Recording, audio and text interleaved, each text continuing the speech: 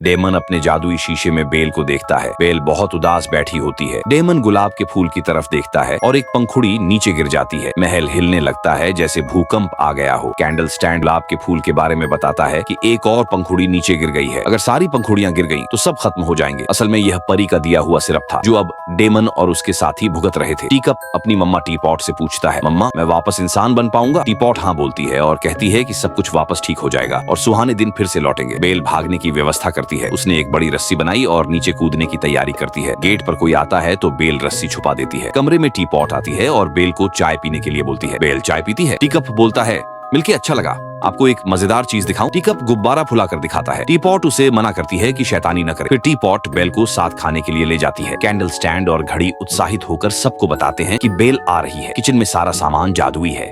सब अपने आप चलने लगता है। बेल डाइनिंग टेबल पर आती है। कैंडल स्टैंड इशारों से लाइट बुझाने को बोलता है। जादुई झाड़ू उड़कर शीशा लेकर निकलती है। कैंडल स्टैंड बेल को सीट पर बैठने के लिए बोलता है। कैंडल स्टैंड जादुई तरीके से सारे प्लेट्स उड़ा देता है। पियानो अपने आप बज रहा होता है जैसे पियानो में जान हो। कैंडल स्टैंड अपनी परफॉर्मेंस दिखाता है, गाना गाता है और डांस करता है। जादुई झाड़ू भी अपना प्रदर्शन दिखाती है। खाना खाने के बाद बेल अपने कमरे में वापस जाती है। उसे घड़ी की बात याद आती है कि साउथ में मत जाना। बेल सीढ़ियों से चढ़कर साउथ में पहुंचती है। वहाँ चांदनी की रोशनी में गुलाब का फूल नीली कांच की बोतल में रखा होता है। डेमन आता है और जोर से बेल पर चिल्लाता है, जाओ यहाँ से जाओ। कैंडल स्टैंड और घड़ी चेस खेल रहे होते हैं और देखते हैं कि बेल गुस्से में भाग रही है। कैंडल स्टैंड और घड़ी जल्दी जल्दी उसके पीछे भागते हैं और उसे रोकने की कोशिश करते हैं। गेट और दरवाजे कैंडल स्टैंड के कहने पर बंद कर दिए जाते हैं। बेल छोटे से दरवाजे से निकल जाती है। अपने घोड़े पर सवार होकर अपने घर की तरफ निकल जाती है। जंगली भेड़िए उसके पीछे आने लगते हैं। एक भेड़िया बेल पर हमला करने ही वाला होता है, तभी डेमन आकर बेल को बचाता है। अब जंगली भेड़िए डेमन पर हमला कर रहे होते हैं।